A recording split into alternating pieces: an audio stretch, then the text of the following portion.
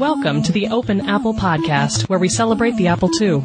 Whether you're a longtime user, a nostalgic visitor, or a newcomer to the community, join us as we share news and memories of Steve Wozniak's most famous personal computer. Welcome to the Open Apple Podcast. This is episode number 24 for February 2013. My name is Mike McGinnis, and with me as usual is my co-host, Ken Gagne. Hi, I'm Ken Gagne, and with me as always is my podcast co-host, Mike McGinnis, and I have a question for Mike. Well, I'll ask him if I see him. I didn't see an episode number 23 on our website. Well, no, that's because episode 23 was our year-end roundup this time. Last year we did the roundtable and we did a January episode, but this time we opted to skip that and just go right ahead to February. Are we getting slow in our old age? Well, I don't know about you, but I sure am. I think I'm getting younger. I don't know about that. Hey, it worked for Merlin. I like to convince myself that I'm getting younger. No, you're just acting more immaturely is all. Well, that's what my wife tells me, yes. But you know what's getting older is this podcast. We turned 2 this month.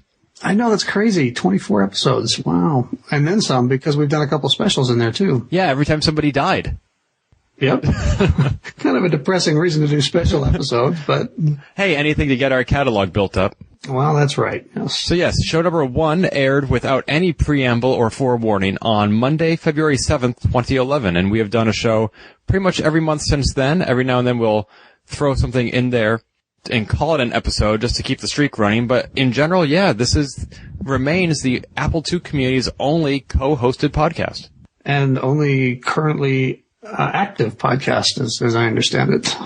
Well, I suppose that's true. I mean, there are lots of other podcasts about retrocomputing, which includes the Apple II, but as far as Apple II specifically, what were the other ones? There was 1 megahertz and A2 Unplugged.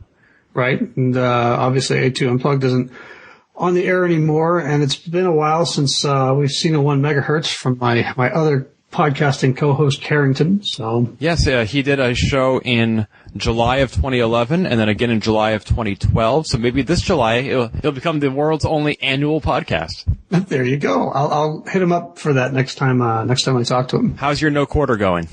It's going great. We do that weekly, but it's easy because we only do about a half an hour instead of the show, which goes on and on and on and on. And it's fun because every week we talk about a different classic video arcade game. And he and I compare scores. Lately he's been kicking my rear, so to speak, but I'm hoping my luck will change with this next game. Ooh, what game is that? Well, I can't give that away. It's a secret. Fine, I guess I'll have to subscribe. You'll have to listen to find out. But I think on a monthly basis, you guys probably produce more content than this show does. I don't know, because our shows typically are around 2 hours, give or take? A little bit shy of that.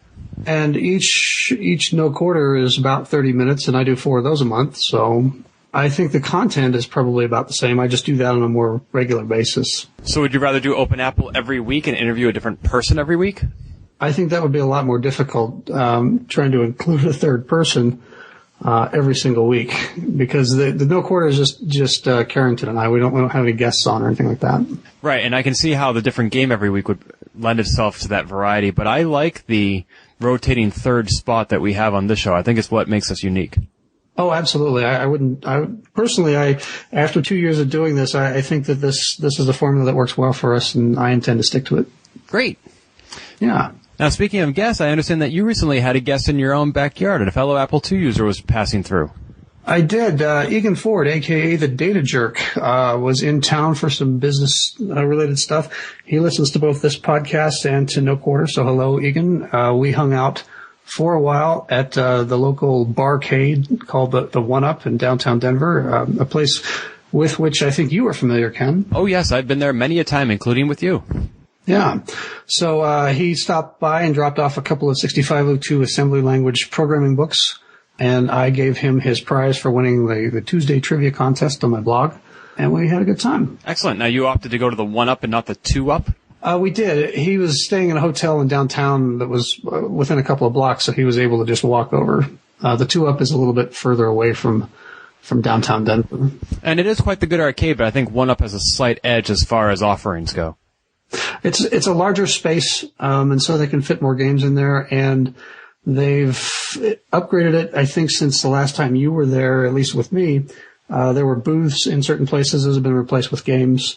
And I found that as I return, I'm seeing that they're rotating games in and out, which is nice. Oh, interesting. I wonder where they're coming from. I think they have a warehouse somewhere of games, and I'm sure that they swap them out between the 2-up and the 1-up as well. I wonder if any of those games are part of the deal that they got when they bought Twin Galaxies. I don't know. I thought Twin Galaxies at that point was pretty much just a website and an IP, but I could be wrong. No, I think you're right. I'm just wondering if maybe Twin Galaxies had a warehouse with some games and they just didn't have any space to put them out. I thought that Walter sold all that stuff off years ago. I could be wrong. No, I think you're right. I'm just making stuff up. Oh, okay. Yeah. And speaking of Apple II users and barcades, I will be headed to FunSpot very early in February with Mr. Andy Malloy. Oh, I'm jealous. You and I went, last summer? Labor Day 2011. Yep. Wow. Almost 2 years ago. I had a great time. I had a really great time. So I will definitely be burning with envy while you guys drop the coins.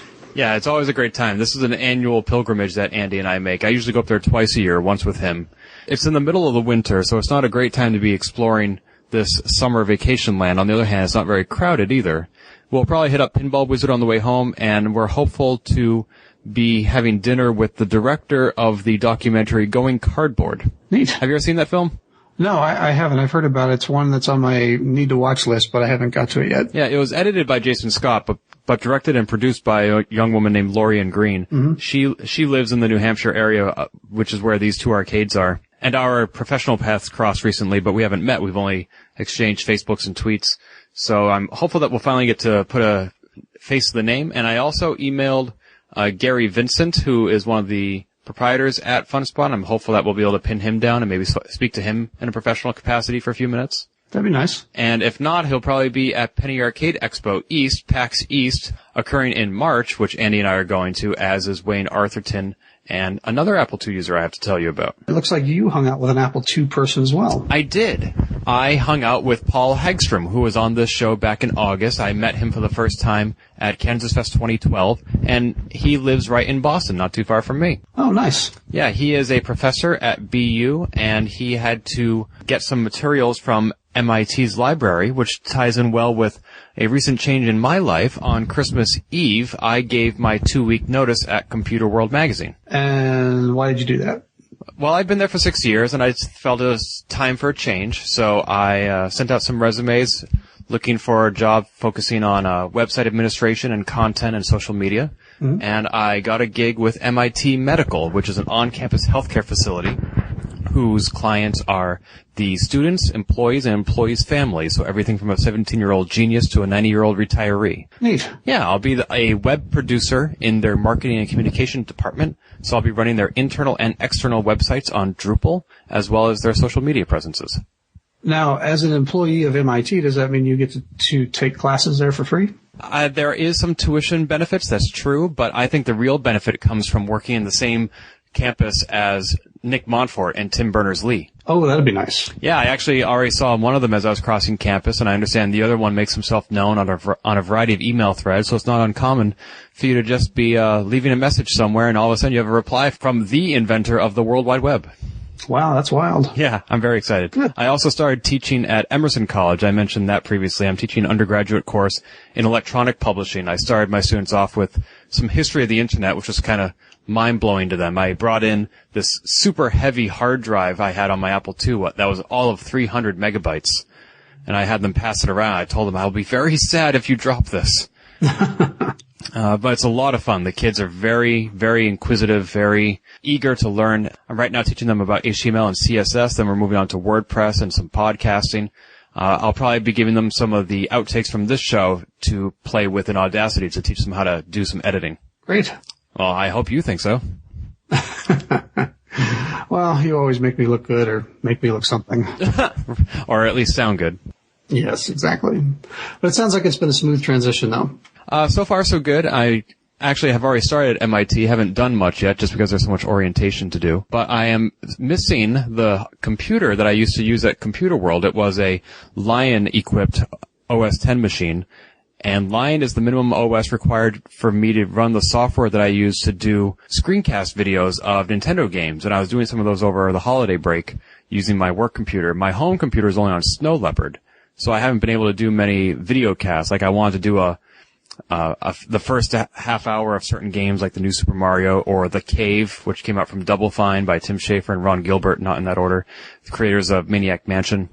And I'm having a little bit of trouble doing that with my home computer, but I think once I start getting my new paychecks from MIT, it might be time to get a new computer. I wish I could go back to Snow Leopard. You don't like Mountain Lion? The switch over for me from Snow Leopard to Lion and then to Mountain Lion has been problematic. I'll just leave it at that. It hasn't been very smooth. Yeah, I'm thinking what I might do is partition my internal hard drive and install Mountain Lion on one of them, and just boot into that when I need to run the one application that requires it. It's probably the way to go. Yeah. Is there anything you want to talk about? I've been talking about me a lot. No, not really. I've renewed my efforts to learn 6502 assembly language, which in the past has always been sort of a sore spot for me and not really being able to know how to do that. I sort of made a decision that it was okay not to know everything or to learn the way that the books suggested, and so far it's been working out pretty well. I would recommend the website Codecademy, which is very useful for learning HTML, CSS, and PHP, but I'm guessing they don't have Apple II assembly. I wouldn't think so, no. Oh, well. I found the most important thing for me has been to skip, or just not to worry so much about being able to do the binary math and the hexadecimal math by hand on paper, because there are enough calculators out there that I can just do that quickly. And ignore the warnings at the beginning of pretty much every assembly language book out there that says, you must learn this or it will be disaster for you if you continue. And so I've been playing with the Visual Computer 6502, which is a product that we've talked about in the past on this very podcast, and Easy 6502, which is a learning system that's online. It's been very helpful. Okay, I'm glad you're finding that useful. So there is something good that came out of Lion.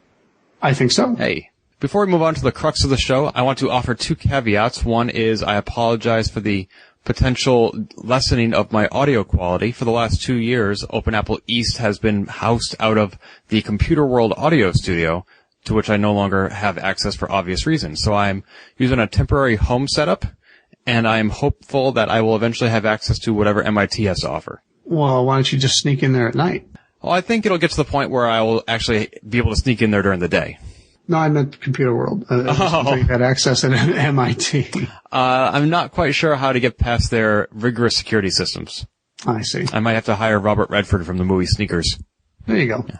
C-Tech Astronomy. Anybody want to shut down a power grid?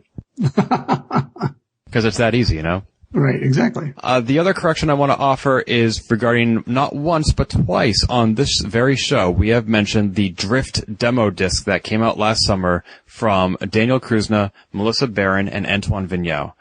And we must have gotten it right at some point because it's only recently that we have started omitting the fourth credit from that list of credits. The Drift demo disc was the effort equally shared among 4 individuals, and the name that we have been omitting is Wade Clark from Australia, who has been a faithful listener to this show and a contributor to JuiceJS, and I have no explanation for why we suddenly forgot him. So my humblest apologies. We always want to give credit where it's due, and so we much appreciate Wade writing in and gently pointing out that omission. Yeah, sorry about that, Wade. The Drift demo is definitely 5 1/4 inches of pure awesome, so we're sorry that we left your name off there. Yeah, without him it'd be like 1 1/4 inch less awesome. Oh my. This is David Schmidt of ADT Pro, and you're listening to the Open Apple Podcast. On the Open Apple Podcast, we've been honored to have domestic subscribers and international listeners from around the world, and today we have a strange amalgam of the two. Please welcome Jimmy Maher. Hi, Jimmy. Hi. I am pronouncing your name correctly? Actually, it's Jimmy Maher, kind of like the comedian Bill Maher. And so I've been mispronouncing Bill's last name as well, incorrectly. Well, actually, this gets complicated already, but, okay, Bill Maher, it's Bill Maher, as in M-A-R-R. And with my name, it is Jimmy Maher, so you actually say 2 syllables. But I'm much closer to Bill Maher than I am to Mayer, so. How about I just call you Jimmy? That, I think, will work out just fine. Thank you. I apologize for the oversight. Now, where are you calling in from today, Jimmy? I am calling from a little town in Norway called Drøbak, which is about 30 minutes outside of Oslo. Norway. Wow, your English is fantastic. Yeah. Well, we have quite good English education here in Scandinavia. What can I say? Now, I've read a little bit about you on your website. I'm guessing that Scandinavia is not actually from whence you originate. No, actually, I was born in Michigan and grew up in Dallas and moved to Denmark in 2009 and then moved to Norway. When was that? Last year, yeah. Last year. A little over a year ago. That threw me the first time I read some of your articles online because I didn't know your history, and I thought, wow, this guy's English is really, really good.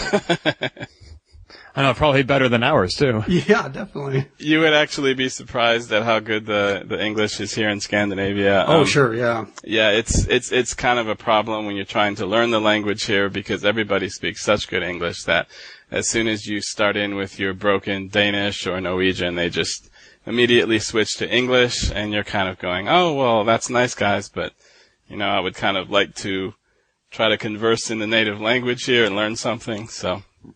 What's the retrocomputing scene like over there? It's mainly, I think, centered around, the demo scene is still quite big here. I don't know if the Apple people were so much into the demo scene because it was more of a European thing. And the Apple II was not quite as big in Europe as it was in North America. But it's this kind of community where people will take these old machines, like Commodore 64s and Amigas, and they will do demos with them. So they're just basically multimedia showcases where they have animation, as spectacular graphics or as spectacular as they can make them on these machines, and music. And it's something that's been going on for 25, 30 years now. It's quite a hotbed here in Scandinavia, not like it used to be because of course the people are not using the old hardware as much as they used to, but that's still kind of what Scandinavia is known for, I think, amongst retrocomputing people. Do you have a local community of Apple II users? Not that I know of. The Apple II is just never had a big presence here. The Commodore machines were very big, and the Sinclair machines, that came out of Britain. Clive Sinclair's, the Sinclair Spectrum, were very, very big here. Actually, the guy that developed Linux, Linus Torvalds, I think I'm pronouncing that right, actually grew up using Commodore machines. So the Apples never became quite as big here until really more the modern era. Now everybody has the iPhones and iPads, and Macs are much more popular now. But I don't believe the Apple II was ever had really a major presence here. Well, fortunately, that's not where you grew up. You had plenty of opportunities to get introduced to the Apple II. Tell us a little bit about your background with the machine. Well, I actually grew up in I was exposed to quite a number of the early computing platforms when I was young. My first machine that I owned personally was actually a Commodore 64, but yeah, I know. But at the same time, really, I believe even before I got that machine, my sister's boyfriend, he bought one of the earliest Apple IIe's that came out. This would have been when I was about 10 or 11 years old. And so I played around on that machine a bit, and he had actually bought that machine for his business. He owned a construction company. And about a year after he bought the machine, the construction industry in Dallas sort of tanked, and he lost his business. So he ended up selling the Apple to my father, who bought it, just to do the typical stuff, word processing, correspondence, and so on. And so I was in the really privileged position of having a Commodore 64 in my bedroom and then a Apple IIe in the office. So I kind of learned to appreciate the strengths and the weaknesses of all of the platforms early on. I also worked with IBM clones quite early in school. So I kind of hopefully have a little bit more balanced perspective rather than being just a fanboy for one maker. And not that there's anything wrong with us fanboys. No, of course not. Now, did you stick with these machines throughout your computing career, or was there a time in the last 10 years when you're like, I need to get back to my roots? The machine that I really, really loved more than any, and this is also going to be controversial on an Apple podcast, but that was actually the Amiga. I got my first Amiga in '86, and I just loved that machine. And so I used that machine until actually there's some point in the early 90s when it just became obvious that it wasn't viable anymore commercially. And then by way of protest, I kind of dropped out of computers for a few years, did other things. And then eventually, when I came back, I finally recognized that, okay, obviously, the world of Microsoft has won as far as the things that I'm interested in are, which were, at the time, mainly games. And so I actually bought my first PC clone, and I've pretty much worked with Intel hardware ever since then. Actually, I hadn't used an Apple II in many years until recently, but then the last couple of years I've gotten into the scene on the blog, and I've kind of relearned a lot and learned a lot that I didn't know at the time, and it's really enhanced my appreciation, I think, for the platform and the culture and just what amazing technology it was in its time. So I've actually been reading your blog for a little while now, Jimmy, and I got to tell you, I really love the articles, the depth that you go to in exploring the history, not only just talking about the games that you're playing, but the companies behind them. I enjoyed the early Zork coverage and how you talked about Infocom and the people behind that. How did you decide that that's what you wanted to write about in your blog? And when you do these articles, what kind of research goes into this? I mean, the stuff that you write's very, very in-depth, obviously, and very detailed. How long does it take you to prepare one of these articles? You try to break that up and take that one step at a time. Multi-part question there. Yeah, that's the next 2 hours there. But, no, well, the story of how the blog happened was actually kind of by accident. When we first came to Denmark, the plan was that I was going to I had actually just negotiated a book contract to write a platform studies volume for MIT Press that is now out on the Amiga. And I used the first, year to year and a half that I was living in Denmark, working on that project. And then when that was finished, I kind of felt at loose ends a little bit. I didn't know, I wanted to keep writing, but I didn't quite know how to go about doing that, so to speak. I started the blog not in the beginning entirely knowing what I was going to do with it. And if you, like the people that were reading from the very beginning, which were not very many, may remember that I did some music reviews, some movie reviews, and I kind of was just hunting around for something. And for my forte, so to speak. But then I got quite interested in the history of a game that I think all Apple II users will remember, called the Oregon Trail. And that was I got very interested somehow or other in the history of that game, which is really fascinating. I mean, that game came out originally on an HP mini computer in 1971. And it was done by a teacher for his high school class. He wrote this game to try to illustrate, the challenges of traveling on the Oregon Trail for the settlers going from east to west in the pioneer days of America. And as I started looking, I realized that the oldest version of that game that existed was one that had been published in one of the early computing magazines called Creative Computing from 1978. And I just started wondering, well, can I find an older version somewhere? So I got in touch with some people that have worked, they're kind of like the HP mini computer version of the Apple II retro computing community. They have worked to preserve the history of these machines, and they've actually archived a lot of the early backup tapes from actual system installations from 1970s, early 1980s, and so on. Just an absolute treasure trove. So I ended up talking with these people, and we started looking through these old backup tapes, these old images, to see what we could find.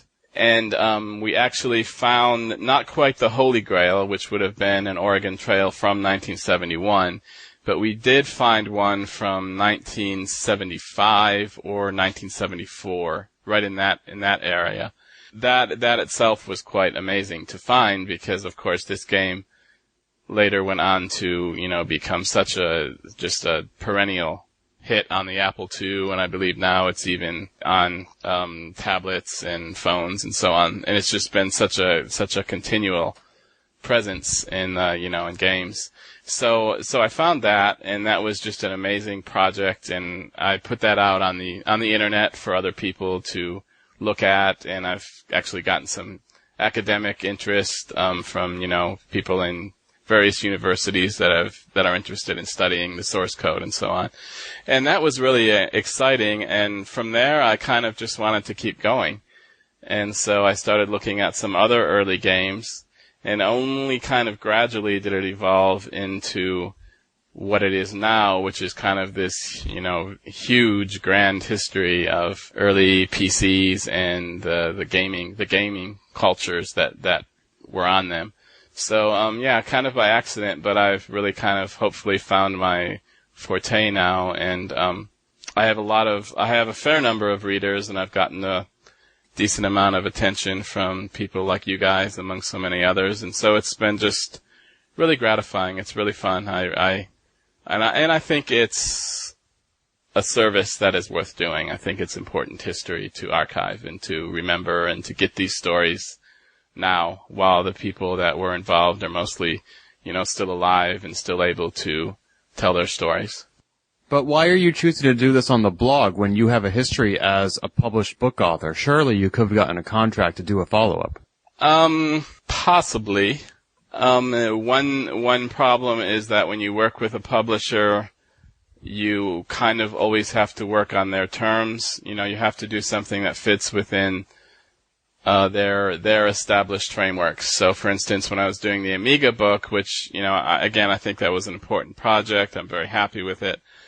But I was also working within the framework of this MIT Press series called Platform Studies. So I was a little bit bound in, how much detail I could go into as far as, I just had a hard word limit in the end.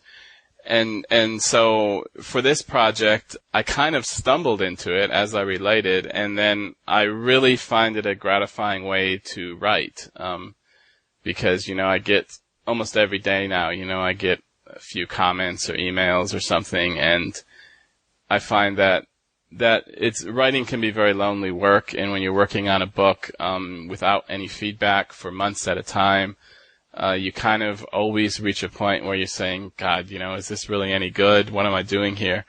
And so the working with the blog makes it a little bit more of a social experience and kind of keeps my spirits up and gives me enough positive feedback that I feel like, okay, people are reading, people like this, and, this is worthwhile. But in the long term, I do hope to turn this into a book, or more likely a series of books, and I've got some things in motion right now that I'm discussing some things, we'll put it that way, that may maybe this year or next year, maybe a first book that based on the material on the blog can come out. Another thing that's really nice about working in the blog format is when I get things wrong, which I do inevitably more often than I sometimes care to admit, there's always somebody smart out there that will come back and say, oh, no, you got that. That's not right. No, you're overreaching there. No, it didn't quite work that way.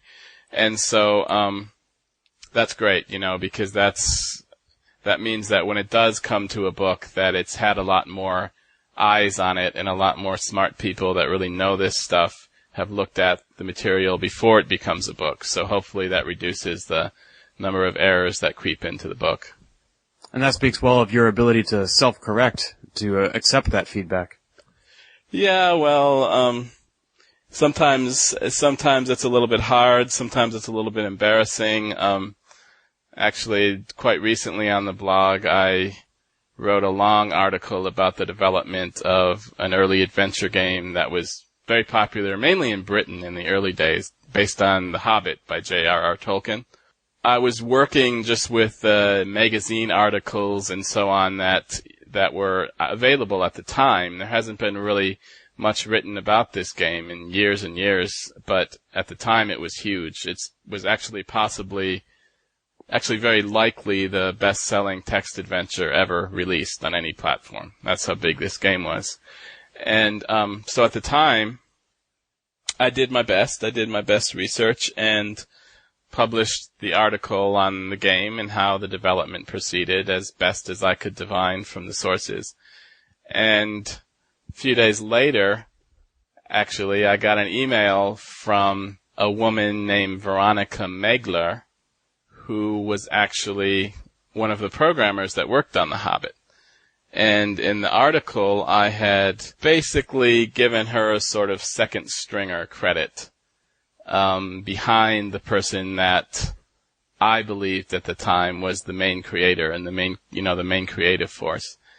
And she was, for understandable reasons, not terribly happy with me and said, no, that's not how it went. I was actually the first person on the project. I was the first person hired by the company, Melbourne House Software in Australia. And The Hobbit was really my game. And so as I talked to her, and she just had such a great memory for everything that went on and what she had done and what her colleagues had done, I very quickly came to believe her. And then she also pointed me to another website that offered a certain amount of proof to what she was asserting. And so in the end, I said, okay, yes, I need to basically substantially rewrite this entire article to give you the credit you deserve.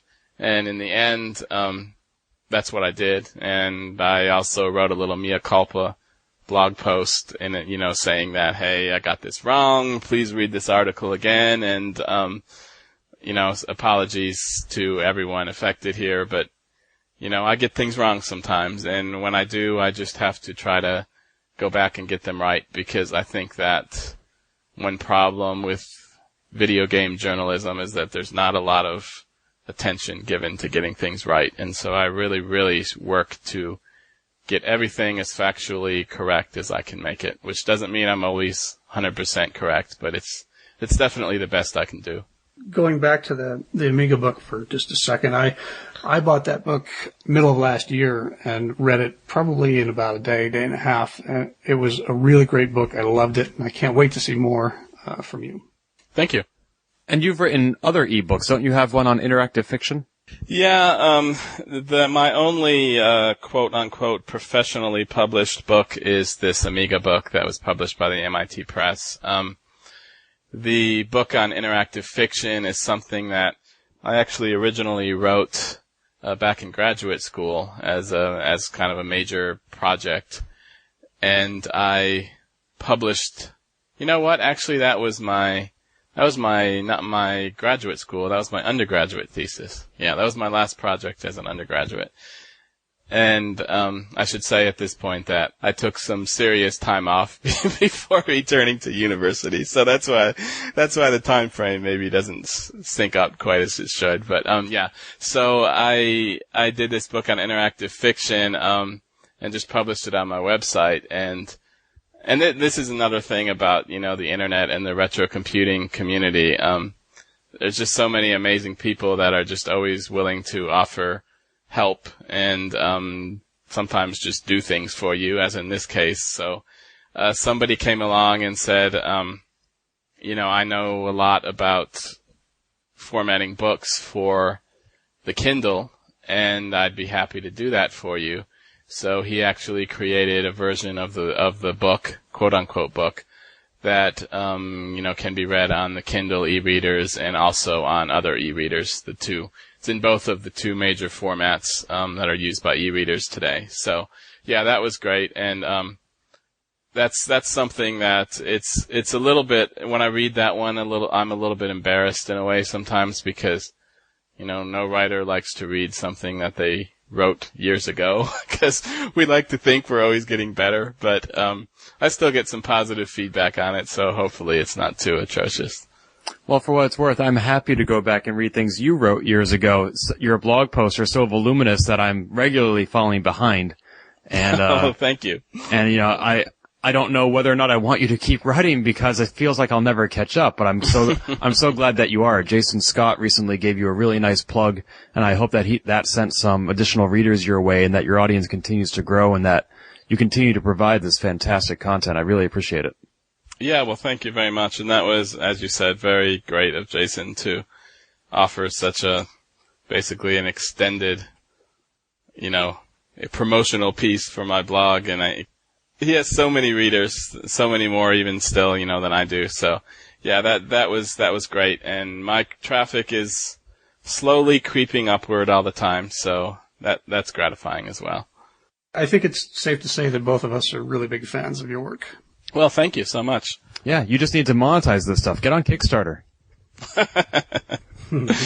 Well, I'm hoping that maybe if I can get a book out this year or early next year, then can start to see some income from it that way.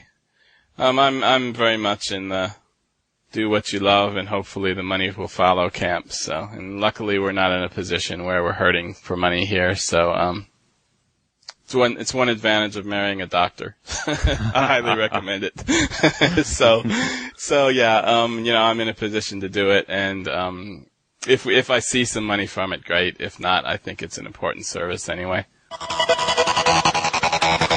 Get what's new and exciting in retrocomputing with 2 News.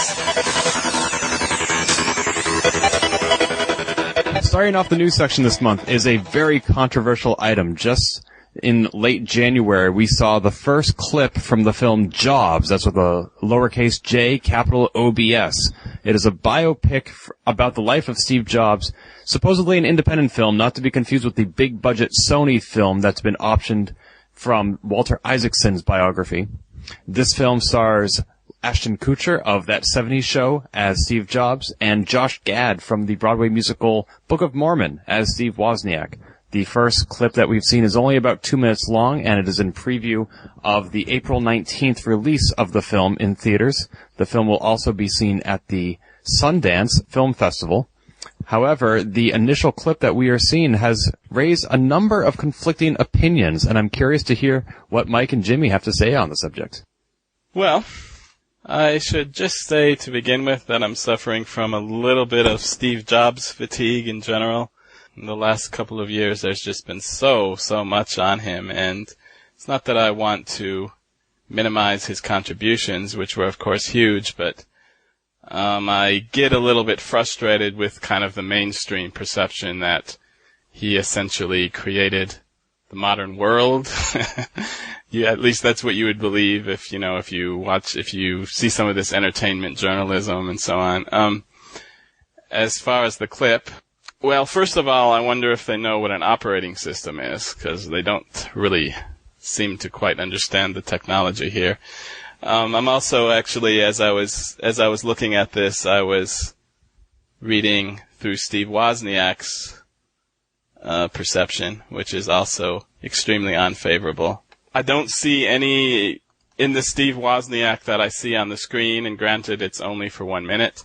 I don't see a whole lot of the Steve Wozniak that I know from his autobiography and from the various other published sources on his life. Certainly, I don't see any of his trademark humor.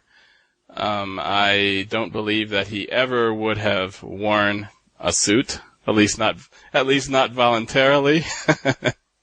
So, my feeling here is that this is just going to be a very typical Hollywood reaction, to things that, frankly, they don't understand all that well. And so I will probably be giving this one a pass unless I hear some very good things about it from other people. I'll preface my comments by saying that this is something that I probably will see this anyway and then complain about it loudly and bitterly. My perceptions from the clip were that this is not Kutcher trying to be Jobs. This is Kutcher being Kelso of That 70s Show being Steve Jobs. Well, and what strikes me is that they really went out of their way in when they put the stills online of him in costume, they went out of their way to make him look as much like Jobs as possible, but the performance is nothing like Steve Jobs. He did not do any, it doesn't seem to me that it made any effort at all to try and mimic the mannerisms, the speech patterns, anything like that. And now granted, I didn't know obviously Wozniak back then, but Josh Gad's portrayal of Wozniak doesn't seem to be anything like the Woz that we know now. And maybe he has changed over time, but that seemed way off too. Yeah. So, but as Jason Scott posted on the Apple II Enthusiast Facebook group, this is not a movie for vintage computing enthusiasts. This is a mainstream type movie. So, well, I just get the feeling that this movie is going to be very typical, in that it's going to get everything wrong that it possibly can. And it's funny. Whenever I see any depiction of computing in television or movies or what have you, it's always just makes me angry because it's always so wrong.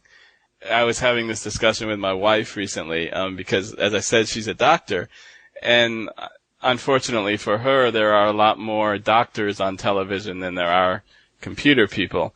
So, she's always just, every time we watch television, she's always complaining that, oh, that's not how it works. What are they doing? Why would you do that? And like pregnancy scenes are the ones that drive her insane, because she says a woman does not look like that when she's having a baby. And like she's pushing or doing some sort of athletic exercise or something, and then when the baby is actually born, the baby is always like 2 months old. Right. You can always tell it's not a newborn baby, And so I think for all professions, or for all people that really know their subject, that this is just a constant kind of source of annoyance. I guess in the end, my reaction to the movie is that I don't have any confidence that they're going to do any better than the norm. It seems like they're just using words that they heard somewhere and plugging them in and figuring their audience won't understand. So we just use the words operating system and nobody will know what we're talking about anyway. Well, that's fine for maybe 90% of your audience won't, but there are some people that will, and my feeling is that it doesn't take that much longer to try to get some of this stuff right. And you can preserve as much as you want of the drama. Of course you're going to make things possibly more dramatic than they really were, but still you can get the basics right, and it's not incompatible with also having a good movie. So I just don't understand why always in these kind of productions it has to go this way. It's a constant source of frustration for me. Yeah, and it's kind of funny too, because in some areas they really did go out of their way for authenticity. They contacted Mike Willegel and bought a bunch of his Mimeo Apple I replicas to put in the film, and the Apple IIs that are in the film are real Apple IIs. Mm-hmm. So there's this mix of really, really technically accurate, authentic, and then script that's dialogue that's just completely off base. And maybe it's because they initially approached Woz and wanted to hire him to be a technical advisor on the film, and he said no after reading the script. And you have to wonder if that would have been different if he had signed on to provide some sort of historical accuracy to their production. Yeah. I also find that it really seems that the people that write movies, they don't really understand what motivates a person like Steve Wozniak.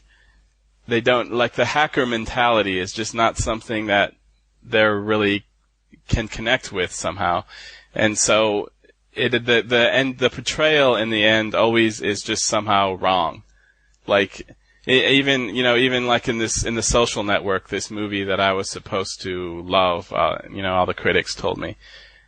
And, I thought it was decent, but at the same time, I just thought, that's not really the way computer hackers or computer nerds, if that's what you want to call them, that's not really how they're motivated. That's not really correct, the way, the portrayal that you're delivering. And it really just seems like, kind of Venus and Mars kind of a situation, that the people that are writing the material just can't connect with the mentality of the people that they're writing about. And so, again, that's just something that, when I look at Wozniak's portrayal in particular, I think, no, that doesn't look like Steve Wozniak to me. That's Wozniak in a business suit arguing for basically the status quo. No, that doesn't jive with the Wozniak that I thought I knew.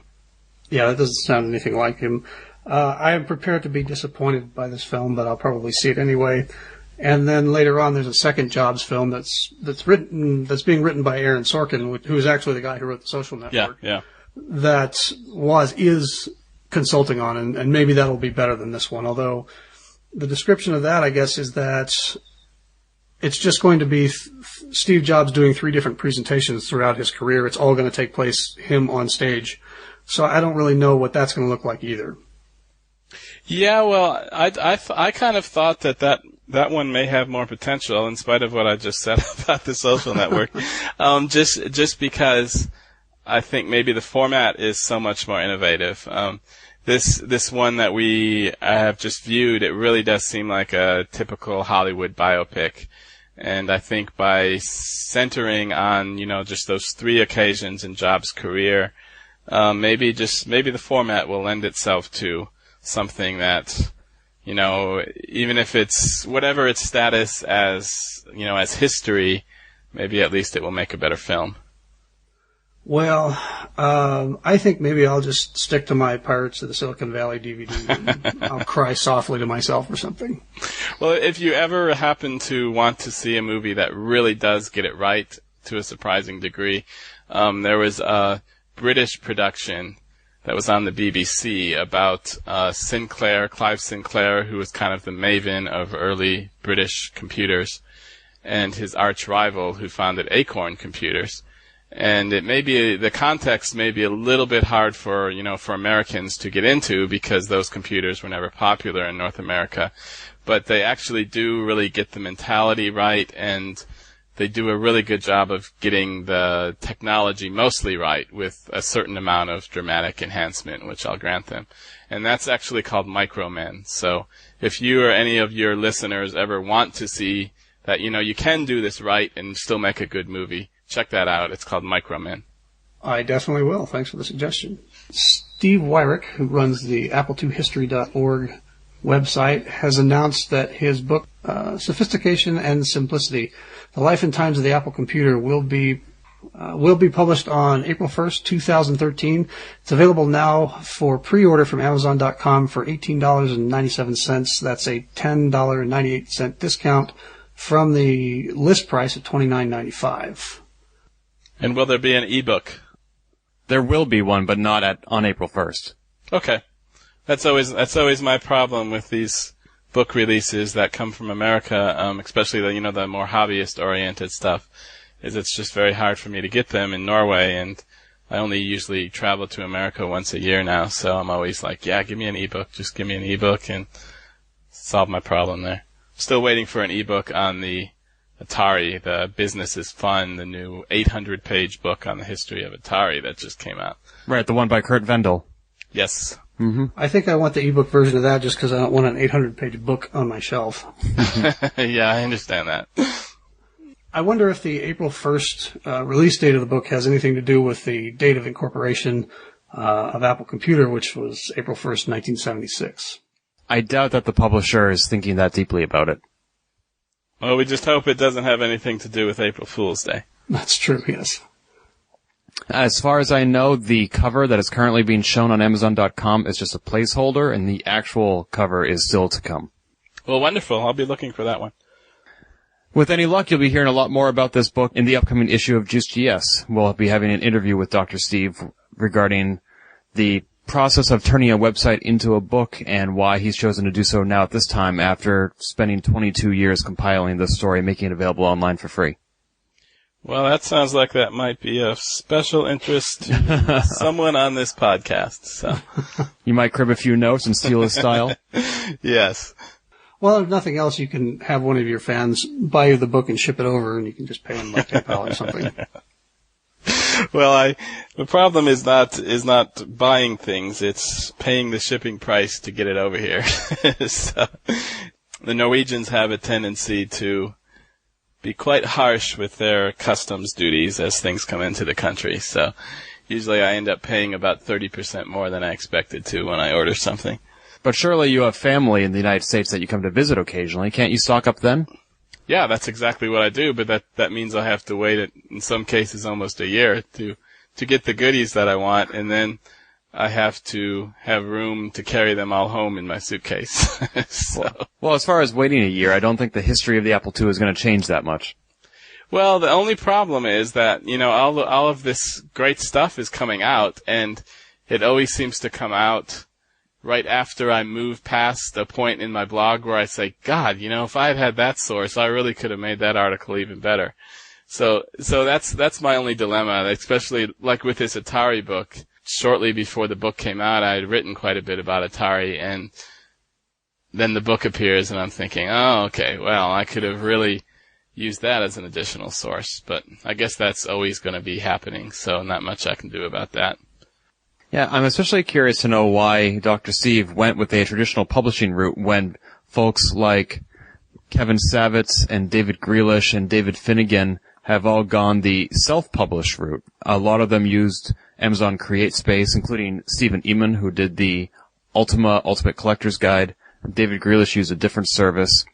I mean, all of these are very interesting topics to me, and I wonder what distinguishes what can be picked up by a traditional publisher and what just flies beneath the radar and requires self-publication. Is it actually the commercial appeal of the books? Is it just the author's desire to avoid all the obstacles and restrictions that you yourself, Jimmy, observed when working with MIT Press?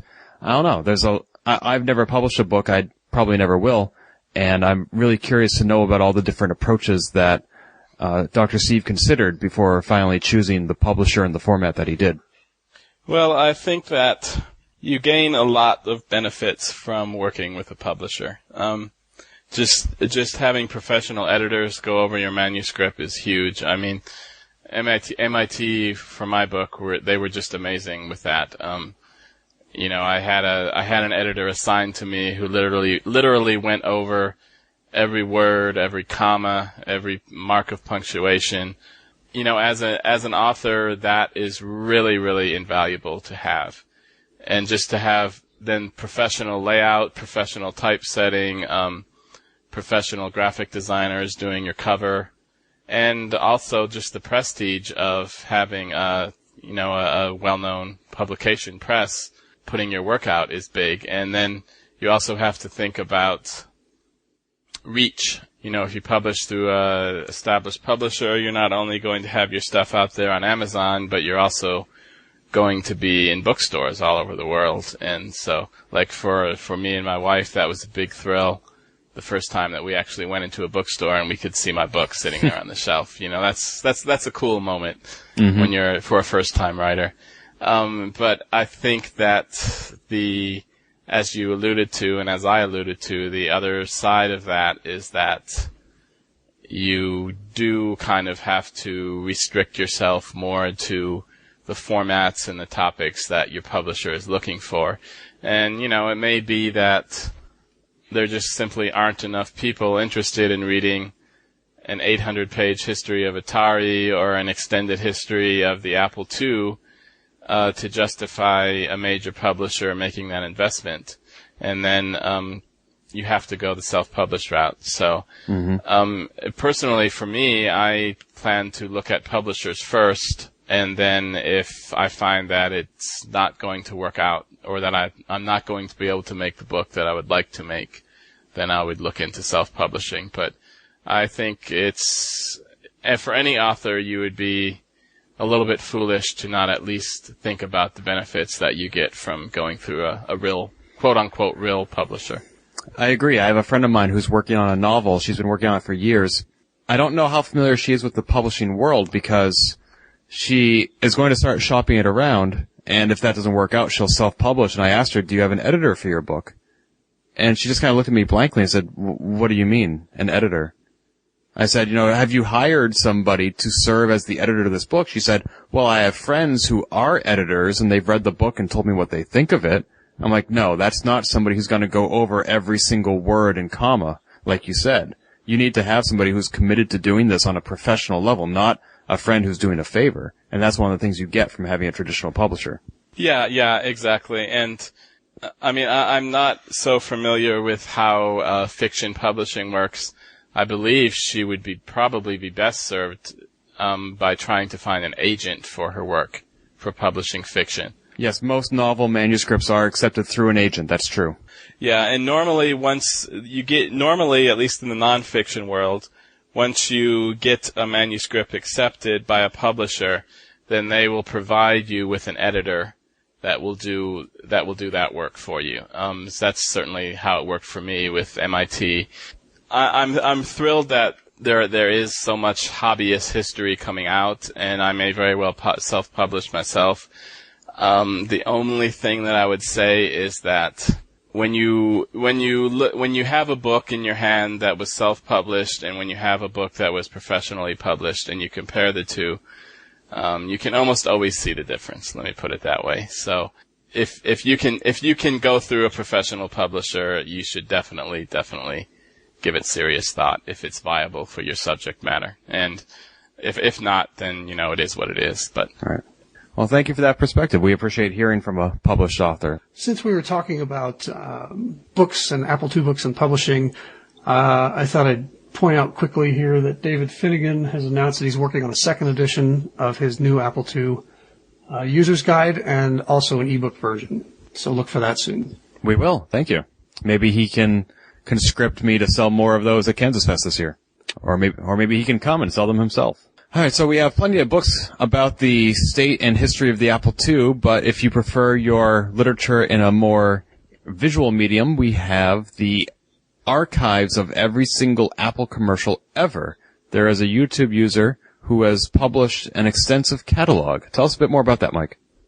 Yes, Ken. YouTube user Every Apple Ads has published, every single Apple ad that Apple has ever released on television. There are 485 of them. They date all the way back to 1977, and they finish off in the present. And as new ads have been released for new products, he's been adding those ads as well. Some of them are of lower quality than others. I have not watched every single one of them. I found that I think I've seen all of the Apple II era ads already. And the current ones don't interest me that much. What I find most interesting are sort of the in-between years when Steve Jobs wasn't there, the ads for things like the Newton, and other products that either didn't do very well or didn't last very long. Have you taken a look at these, Jimmy? I have, actually. Like you, I certainly haven't watched every one. I actually just learned about this archive yesterday when you sent me the email link. So I haven't had a great deal of time. You didn't stay up for hours and hours watching? Well, no, my dedication wasn't quite that extreme. But I was actually, this was another case where I said, oh, geez, I wish I'd known about that when I was writing my last few articles, because I actually, maybe 2 articles ago, I wrote quite a long article about the Apple Lisa project, which was the predecessor, as Apple people I'm sure know, to the Macintosh. At the time, I had been reading from a number of published books on Apple's history about this, and quite a few made reference to the various Lisa advertising campaigns. And I kind of, in a sort of cursory way, I kind of looked on YouTube for what I could find, but I didn't really come up with much. Mainly Lisa unboxings and so on. And so now, of course, again, this is a situation where I'm looking and going, wow, I wish I had had that just a few weeks ago. Are you the type of blogger that is okay with going back and updating your articles as you find new information, or do you write it and then that's how it is? I struggled with that a little bit in the beginning because, I kind of had a feeling like, well, if when I make a mistake, if I just quietly correct it, then is that somehow, dishonest or something? And over time, I've kind of evolved to the point where I don't worry about that so much. If somebody points out a mistake in the comment section, which happens a lot. Whether it's just, often it's just, a typo, but in other cases, factual errors or matters where even in matters of opinion where I overreach a little bit. Then I will always make sure to leave that comment there and say, thank you, and I'll correct it in the blog, in the post itself, and go ahead and make that correction then. But for stuff that I find, normally I don't worry too much now about making additions or corrections. That said, I don't really go back and completely rewrite articles that I wrote earlier because I'm always excited about what's coming next, and that's kind of what I've done before. Kind of seems like old news to me. I think when I actually start going over this stuff with an eye towards pulling it into a book, that will be a good opportunity for me to maybe add some material that was not available to me at the time, or that I just didn't know about at the time, and maybe flesh some things out, particularly the early articles where I didn't quite know what I was doing as far as the grand project of what the blog was going to be. So, yeah. But I want to say again, though, that what an amazing, amazing resource that is that he's come up with. That's just, I mean, to have that kind of history at our fingertips is just unbelievable. I mean, even 10 years ago, certainly 20 years ago, it would have just been incomprehensible to people that we have that at our fingertips. And even, in working on the blog, I should say that so much of what I write is just dependent on the amazing work that people are doing and just archiving and preserving this stuff. Jason Scott, especially, I have to give a huge shout out to. The work that he's doing in preserving all of this history, the magazine scans that are available on archive.org now. Just amazing work. And I just am so thankful for the people that do this very, very thankless often work, that, their names aren't known, they're often not recognized, but it's amazing stuff that they're doing. Mm-hmm. It kind of surprises me a little bit that Apple hasn't demanded that these be taken down. And I get that it's advertising, but Apple has this rep for making people take things like that down, even when it would make sense for them to leave it up. So it's kind of neat to see that that YouTube hasn't ripped them down yet or anything like that. Yeah, when we put this item on the spreadsheet for this episode, it was 485 videos. Now it's up to 496. And this YouTube user is not creating playlists of videos other people have uploaded, whether or not these commercials were already on YouTube. He is uploading every single video himself, so they all exist on his account. The playlist of all the videos, if I'm reading the YouTube analytics correctly, says that it's all the videos together is less than 2 hours to watch them all.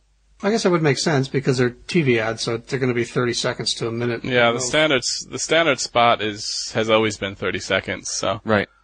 Yeah, so you could knock all these out in an evening. Yeah, then you would, I don't know where your head would be at the end of that journey, but must buy Apple.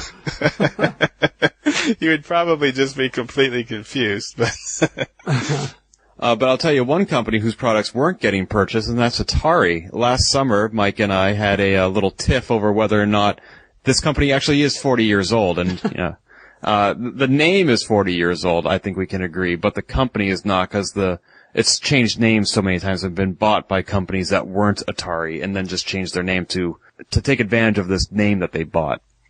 Regardless of how old they are, though, they've now filed for bankruptcy again. The French publisher formerly known as Infogrames, which became Atari in the last 10, 15 years or so, has now filed for Chapter 11. So they're in the can yet again.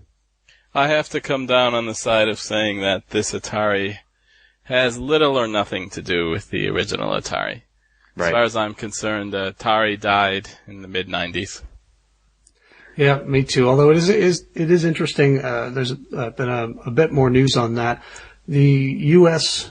sub-company, I guess, or property, whatever you want to call it, part of Atari has filed in U.S. court to be separated from the Infogrames bankruptcy filing so that they can continue to do business on their own as Atari. So they live on in after all.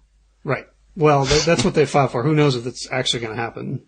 So we may still get an updated version of Custer's Revenge? I can't wait. In all fairness, that game was never developed or published by Atari. That was Mystique that made that game. But still.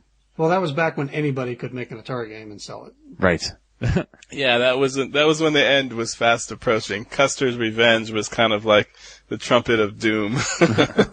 Yeah. And now anybody can be Atari. The name is for sale every other day. Speaking of money matters, in the last episode of Open Apple, we looked at a Kickstarter that was collecting funds in pounds instead of United States dollars, and I questioned how that was possible because as far as I knew, Kickstarter was only America-based or United States-based. I did a little bit more research on that, and it was very easy to determine that, yes, actually, Kickstarter is in the UK. They launched on October 31st, 2012, Halloween, and they published some statistics that after their first month, the calendar month of November, they collected £2 million from 45,000 backers and successfully funded 30 projects. So if you are in the United Kingdom and you want to get in on the Kickstarter action, whether it's creating your own project or funding somebody else, you can now do so. So speaking of new projects, there's an old project that we recently took a historical look at, and that is the Elk Cloner. Mike, take it away. Yes, the 30-year-old computer prank that eventually became the first known computer virus, Elk Cloner, was written by Rich Skrenta. The humorous British website, theregister.co.uk, has an interview with him, and he talks about what he was doing and why he decided to write this program. A couple of years ago, when I was working on the Amiga book, I actually had occasion to research that just a little bit, because amongst many other things, the Amiga was known for its viruses. And so I kind of started asking, okay, where did this idea come from? Where did viruses originate? So I actually dug up that information on the Elk Cloner. It turns out that the idea was actually really widely discussed in academia during the 70s. That, this should be possible to do this. But then it took a American teenager to come along and actually implement one in the real world. So, whatever that means. Yeah, but, it is funny because the first virus that appeared on the Amiga as well, was very similar story. It was just a teenage prank. Can we do this? And, from there, of course, a lot of people that had much more malicious ideas suddenly had an example to work from, and from there were just a whole smorgasbord of viruses out there that just did horrible things to your computer. So, yeah, from teenage innocence can come some pretty diabolical stuff. Skrenta says, Elk Cloner created a rattling noise when the program started. If a disk was infected, you could hear it. If you inserted an infected disk in an Apple II, you can hear the head swoosh around, an audible signature. It would infect a new disk if the machine wasn't rebooted. If an Apple II was rebooted every time, Elk Cloner wouldn't have spread. But given people's computer habits, it spread like crazy. Sounds like not much has changed between 30 years ago and today, frankly. The weird thing about the virus I actually want to call it the virus industry because, there are the viruses and then there's this whole infrastructure of people making money cleaning up the viruses. And it's kind of a weird symbiotic relationship, and you kind of wonder, I find very frequently the sort of rhetoric around the viruses, that they're so dangerous, they're going to destroy your computer and so on. It's a little bit overblown, I think, even on Windows platforms, which are, of course, always been the worst target. But I kind of wonder about these companies that are now making the protection products for the viruses. You kind of think, well, do they really want the viruses to go away, or is a lot of this fear and loathing sort of coming from them? But that's just me being a cynic. So, well, it certainly is to their advantage. Financially, for there to be continued virus development. Yeah. I don't know. I certainly wouldn't go so far as to say they're out there developing these things themselves and then releasing the fix for them. but absolutely not. It doesn't do them any harm when a new virus comes out and people buy their product to take care of it. Yeah, and it doesn't do them any harm when all of the articles appear in the press saying, new virus out that will destroy your computer and you have to get protection and on and on. I've always found that if you just use a modicum of common sense and a minimum amount of protection, that you'll be pretty much fine. Well, you know what we need to support those antivirus companies? We need new viruses, especially for the Apple II. And maybe that could be a good retrocomputing challenge, or whatever you call it. Right now with that. The Retro Challenge Winter Warm-Up is now underway. This is an annual event. The Winter Warm-Up occurs every January, and then there's the actual Retro Challenge, which occurs over the summer, and this is an opportunity for programmers from around the world to participate in retrocomputing programming on their platform of choice. You don't have to be at Kansas Fest. It doesn't have to be done in a week or on a certain computer. But it's possible by the time this podcast airs, the entries will have closed because the contest runs January 1st to January 31st. Now, I have never entered this contest because I don't consider myself to be a programmer. You've tried in the past, haven't you, Mike? I signed up for it, but then I ran out of time. It's amazing how quickly those 4 weeks go when you have a job and family and stuff like that. Right. I still intend to do something eventually, but not this year. I'm surprised they didn't email me to ask for prizes because I have donated JuiceJS subscriptions, Drift demo discs, and the like, and I'm always happy to be hit up by other members of the retrocomputing community to support their endeavors, but I haven't really heard much about this year's competition, so I do see that they're giving away an autographed copy of Terrible Nerd by our former guest on this show, Kevin Savitz. And I'm sure there are a variety of other prizes out there today. But not from me. Aww. Well, not from me either, so. Well, to heck with them. Yeah. All right. If you are a programmer, a tool that you might want to add to your Apple IIgs portfolio is ByteBagger from UNWNUP. As I understand it, this is a new desk accessory, or NDA, that allows you to hexadecimally edit your files right at the byte level. Is that understanding correct as far as you know, Mike? That sounds right to me. I haven't actually looked at this program or had any time to play with it, but at a high-level description, that sounds right. Sounds like what we call a hex editor. Yes, thank you. I think that's a more succinct description than the one I fumbled around with. I'm a little bit surprised that the Apple IIgs doesn't already have hex editors available for it. Or does it? It does. There was one that was part of the Salvation package. I think Salvation Deliverance had it, and then you could also do it in ProCell. But this is new in that it comes in an NDA format, so you can do it from within any other program. Okay. So it is a very dangerous utility, and it gives you ample warning. Are you sure you want to do this? But if you are sure that that's what you're doing and you want to play with it, go ahead and download ByteBagger from Ewan's website. There'll be a link in the show notes. And if you are a programmer or a user of the Apple II from the complete opposite side of the earth from Ewan, that being Australia, and I haven't actually pulled up my globe to verify that statement, then you are invited to the A2 Central Down Under chat. Andrew Rowan is a former guest of this show and a would-be host of this show.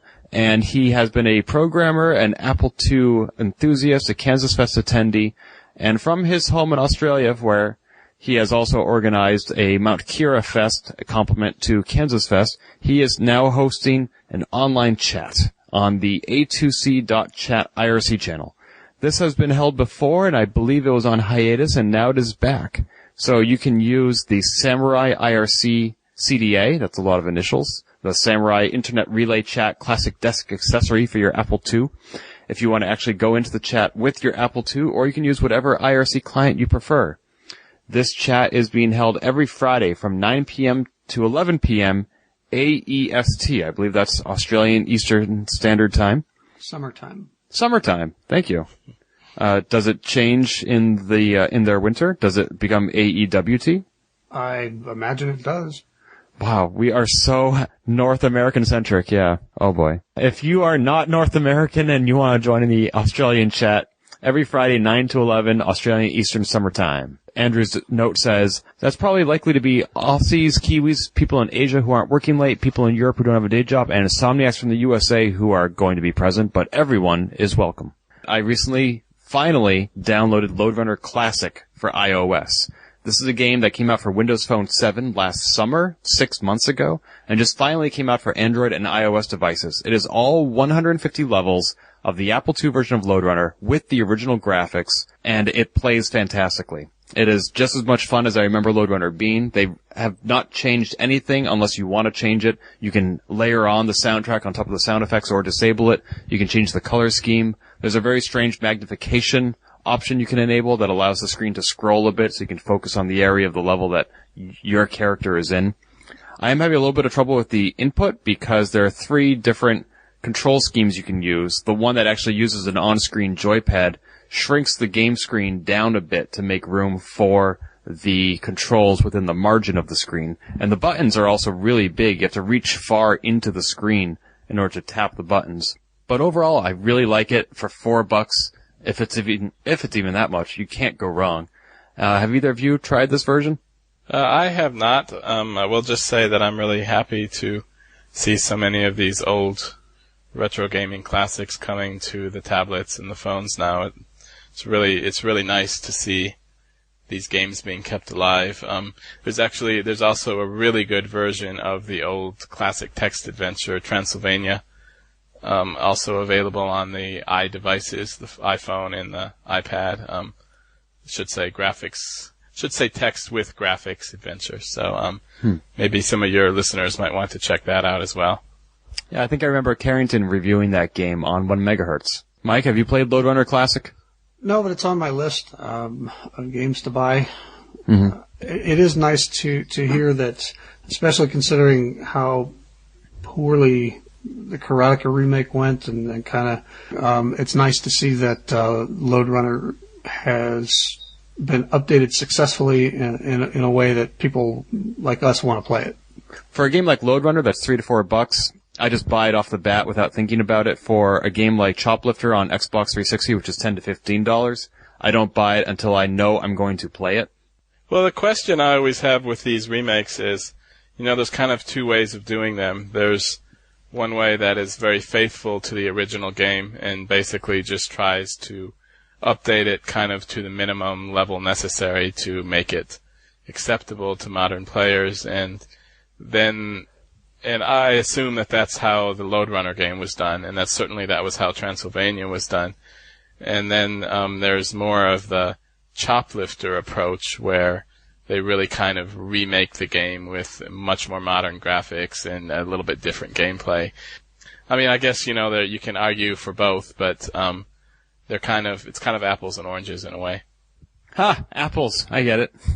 For what it's worth, I just looked up Choplifter on Metacritic, and the score ranges from like 65 to 71, depending on what version of the game you're playing, Xbox, PS3, or PC.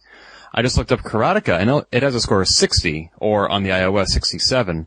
So that's strange, because I thought Karateka was not fun at all, and Choplifter was, but I guess the masses are indicating that they're comparable in quality, and that neither one was all that great.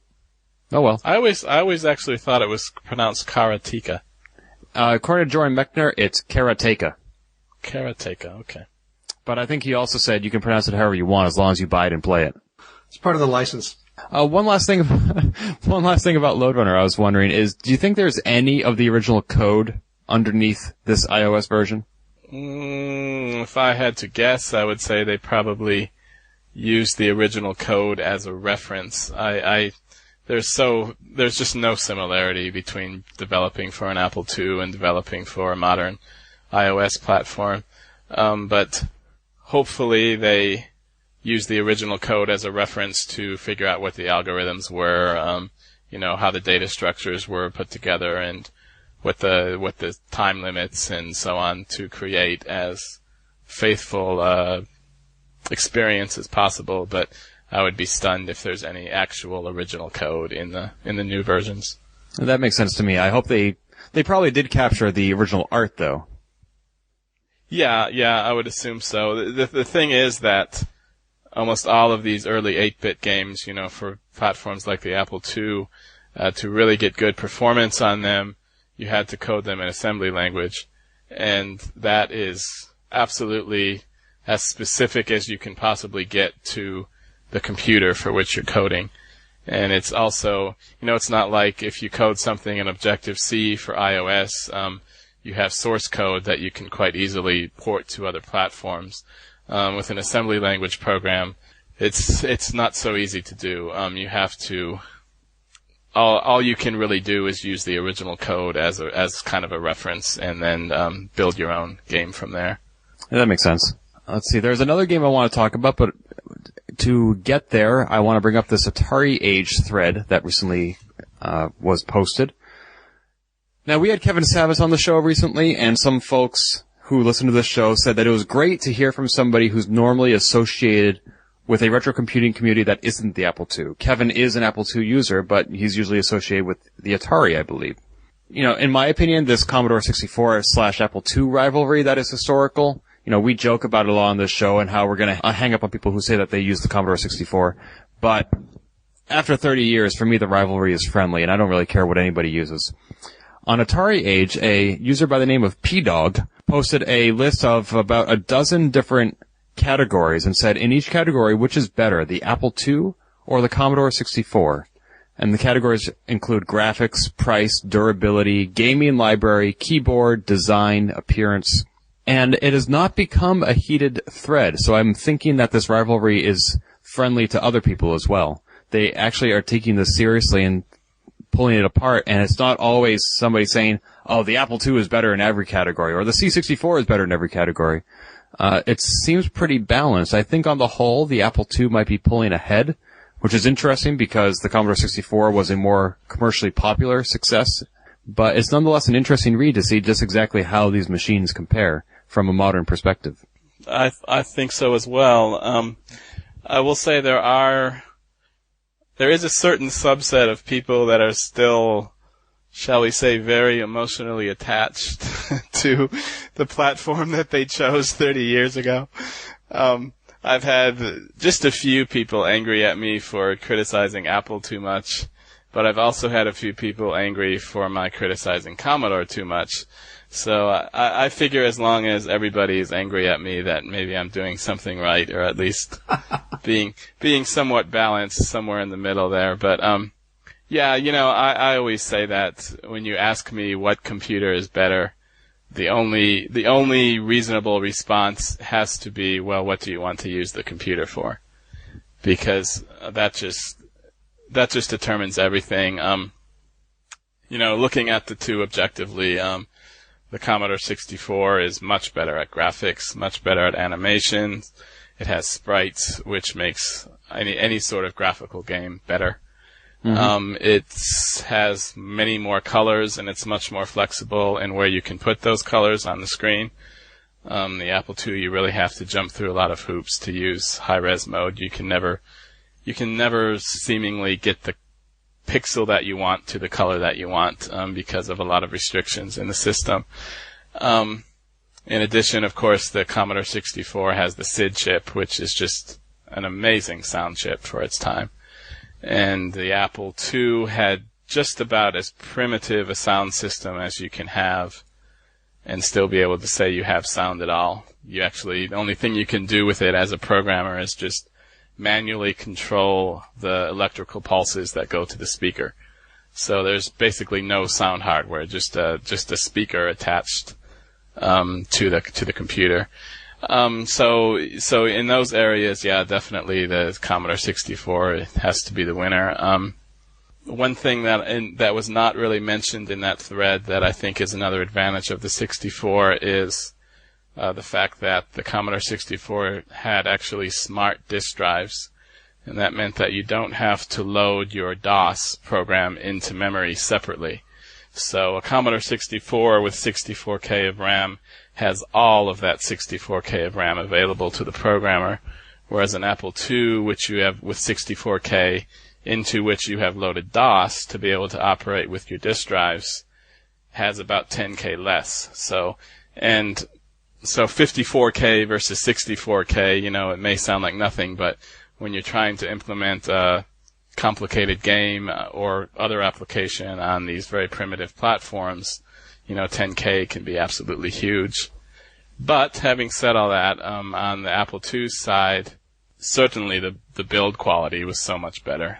Commodore, because of their whole mentality, which was to build these computers as cheaply as possible and build them as quickly as possible, they always had terrible quality control problems.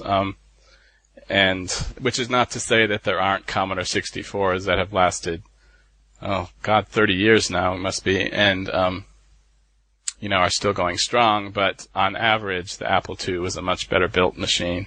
In addition, the Apple II, it didn't have the smart disk drives, but it did have the technology that it actually used in reading from and writing to the disks. The actual disk drives themselves, the mechanically and the system software that it used was much better. Apple II had something like 10 times the disk throughput, as in read-write speed, of the Commodore 64. So for complicated programs where you're shifting a lot of data around, that is a huge advantage for the Apple II.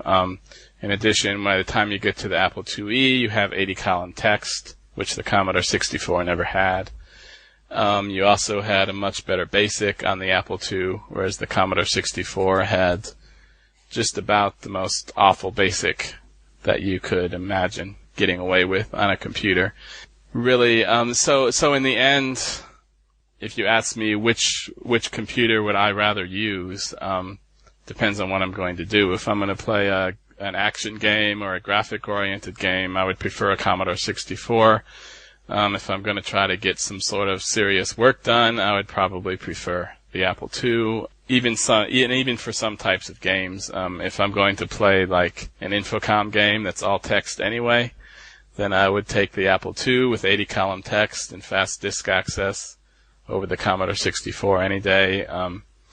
Maybe even if I'm going to play a complicated CRPG game or something that's going to have a lot of disk access, then the superior Apple II disk drives will sort of outweigh the better graphics on the Commodore 64. So, yeah, again, it just comes down to what you want to use the platform for, and I think most people have kind of put the computer wars behind them. I always try to take a balanced perspective on the blog and point out the strengths and the weaknesses of all of the platforms that I look at.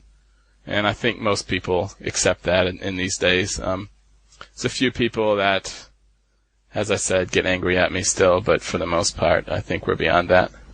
So thank you for that thorough analysis of the C64 and the Apple II. The thing that really caught my eye about the Commodore 64 is regarding a game called Super Crate Box.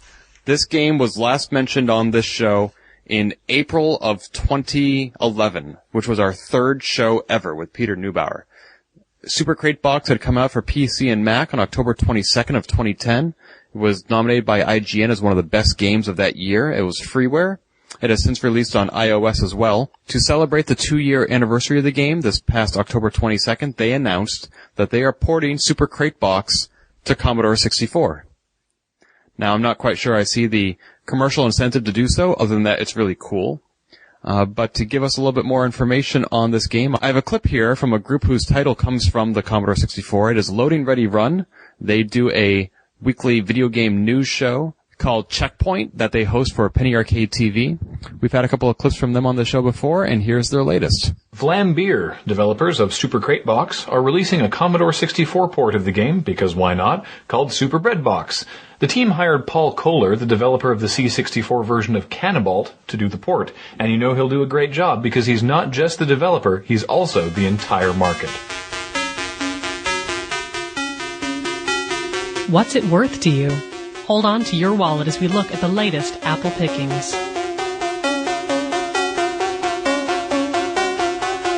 Leading off the eBay section this month is an item that we have an international expert on the air for to tell us more about it. There is a Bulgarian clone of the Apple II being sold on eBay.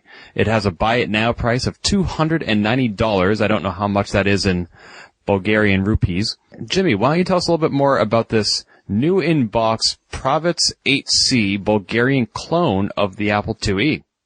Okay, well, I'm going to be speculating hopelessly here because I don't know anything specifically about this particular make and model, but I do know that's never stopped you before. Yeah, that's what the blog's all about, right? So, yeah, I do know that the Apple II was quite commonly cloned in Eastern Europe. Really, the two favorite computers of behind the Eastern Bloc to clone were Sinclair Spectrum, which is the popular British machine, and the Apple II.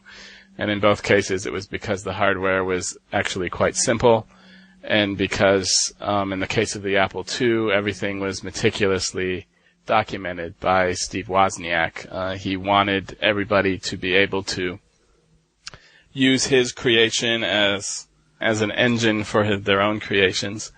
And so he insisted that everybody should have all of the knowledge about the machine that he did. And of course, a byproduct of that is that it made the machine very easy to clone.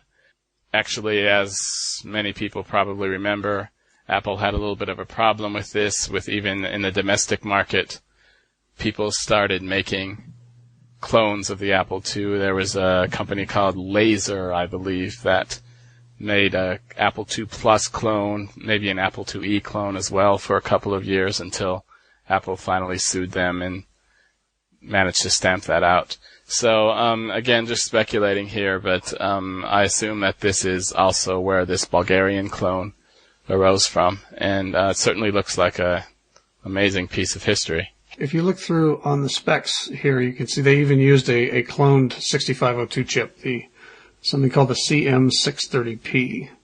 This particular machine only has 3 expansion slots, but it sort of makes up for that because the floppy drive controller, the dual floppy drive controller exists on the motherboard, as does a parallel plug for your printer. I actually have a Romanian friend who, of course, grew up in communist Romania, and his first computer was a Sinclair Spectrum, Eastern Bloc clone of that machine. And so these machines were everywhere behind the Eastern Bloc.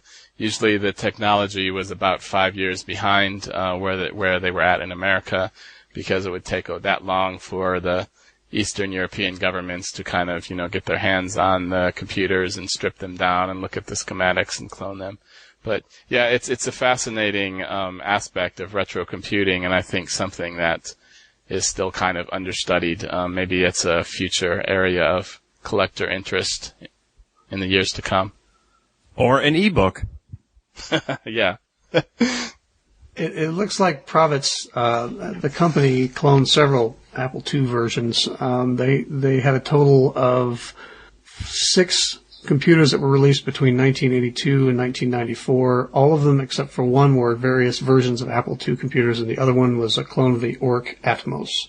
Now, if you live in the United States, in addition to the $290 buy it now, you've also got to pay $75 for international shipping, so this does not come cheap. But I would actually say if you can get it for $295, even with the shipping, that's kind of a bargain. That's an amazing historical treasure, I would say. Yeah, if you're into clone collecting, this looks like a very nice example. It looks like it is in the original box. And the pictures of the internals are very clean. That comes with the documentation and everything. So, well, speaking of rare apples, there was another one that recently sold on eBay. We have an Apple IIc prototype. It's circa 1983, conceived in 1982, designed at Frog Design Labs. This gentleman had put it on eBay with a buy it now of $3,700, or he would accept the best offer. And that's what he ended up doing. I don't know what the best offer is, but it did sell in early December. So we're a few months later on reporting this, but it looks like an interesting piece of history. He doesn't seem very familiar with the Apple II. He says, I'm not really sure how to test if it works or if, as a prototype, it ever worked. He has dozens of pictures, or at least a dozen pictures, on the eBay listing. From looking at them, I don't see any obvious discrepancy that would identify this as a prototype as opposed to an actual production unit. Either of you have any insight into this? There are a few things that I see. Initially, the Apple, the rainbow Apple logo is in a different location. Doesn't obviously have any of the markings, the Apple IIc logo up in the corner or anything like that. And it looks like I don't really know the design language here, but the case, the top of the case portion just above the keyboard is angled slightly differently than the final model. That's just what I'm seeing. I'm sure somebody like Tony Diaz could dissect this thing much better than I could. I should point out here that this was originally listed for $5,000 before he lowered it to $3,700. But the shipping is free. Can't argue with that. How much do you think this would have gone for, Mike? Well, I'd imagine probably around $3,700. Do you think it's actually worth that much? It's worth what somebody will pay for it. Somebody paid an acceptable amount. I'd say, I mean, it's, not seeing the final offer, it's hard to say, but I'm sure it went for a couple thousand at least. Well, all the more power to the buyer, I guess. Yeah, I would just want to check that one out very carefully before I put down my money on that one. But yeah, and unfortunately, a lot of, like a lot of these eBay items, they disappear into a private collection, and we never see or hear from them again. So we don't get a chance to look at them or analyze them because there are a few people out there that'll take them apart, photograph them, and blog about it. But most people don't do that. Wherever this came from, wherever it went, it was briefly on eBay and popped up on our radar and was an interesting piece of history. I hope it found a good home. Me too. Maybe we'll see it again someday. Yeah, Christie's selling for $250,000. Yeah, in 100 years. Right. Probably not in our lifetime. Or the next time somebody famous dies. So this next item isn't about a specific item necessarily, as it is a number of items that were allegedly stolen from Salam Ismail. Now, if you listen to the show or you're into retro computer collecting or technology at all, you probably know who Salam is. He founded the VCF shows, and he owned a very large and very extensive and complete collection of vintage computer equipment that he kept in a warehouse in the San Francisco area. And it looks like he fell behind a couple of months on rent from the warehouse that he was using, and he ended up in some sort of conflict with the landlords, who then took a bunch of the equipment that was in the warehouse and sold it to a local recycler who is now selling this gear online on eBay. The seller's name is TVR Sales, and we'll post a link in the show notes. Salam has been posting PDF scans of the legal documents that he's been filing. This, I guess, has gone to court and has gotten pretty nasty. And that's really unfortunate to see. So is stolen really the right word here? Well, I'm not sure, and I posted about this on A2 Central, and that's why I put a question mark at the end of it, because I don't know if you would consider this stolen or not. I guess it depends on whose side that you take in this, and granted, we're only getting Salam's side at this time, so just if you're going to bid on this stuff, just be aware of what you're bidding on. Yeah, I mean, given that background, I would avoid bidding on these items, not because I believe I'd be doing a great injustice by participating in the auction, but just because I don't want to get in the middle of it. Right. Yeah. If it's in the United States, I think if you buy stolen gear, you're not going to get arrested and carted away or anything like that. But the gear can be confiscated, and you won't be compensated for that. Well, besides the legal implications, I just wouldn't want to get on anybody's bad side. And there's that too. It's a small enough community. Yeah. He's been posting on the classic computing mailing list about how unhappy he is about this, and kind of making not so veiled threats that if you buy this, he'll track you down and reclaim his gear. Unless that kind of disincentivizes me from buying it in order to give it back to him. Right. Yeah. There is some discussion about how he's been handling this whole thing. Interesting. It just sounds like a really ugly mess that you probably want to avoid. And yet here we are talking about it. Well, I mean, I think people should know about it, and it's disappointing because you look at TVR Sales and you're like, wow, there's some really great gear there, and then you realize where this came from. And it leaves a bad taste in my mouth. No, I was kidding. I agree that we should be offering this public service announcement. I just hope that by doing so, we're not taking sides. I don't think we are. I don't think so either, but that's not necessarily for us to determine. It's for the people whose sides we are or are not taking. Those jerks.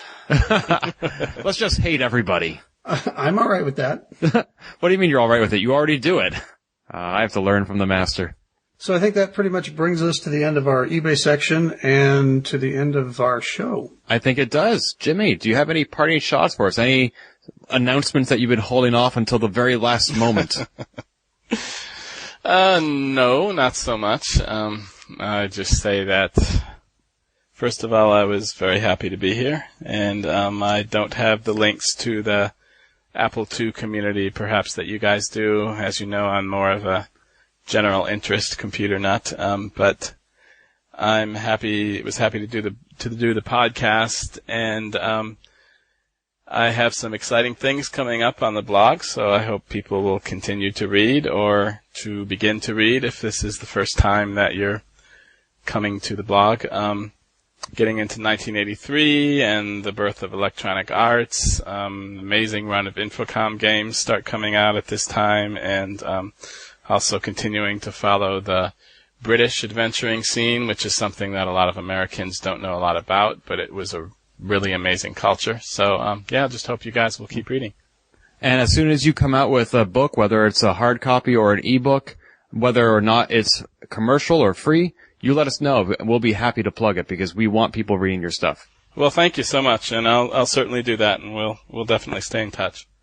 Excellent. I hope we do stay in touch because since due to your geography, chances are we won't be seeing you at Kansas Fest anytime soon. No, I'm actually going to be in America in April, just a little bit too early. We're taking my German in-laws on an extended road trip around the Southwest, so that's going to be my big visit to America for this year. All right. Well, if you happen to have some spare time and are looking for Apple II users to meet up with wherever your travels take you, let me know and I'll put you in touch. Okay, thank you so much. I'll remember that. And thank you for having been on the show. It's been great getting to know you. Okay, thank you. Right, talk to you later. Yep, bye-bye. This has been the Open Apple Podcast. Find more episodes, read our blog, or send feedback by visiting us on the web at www.open-apple.net.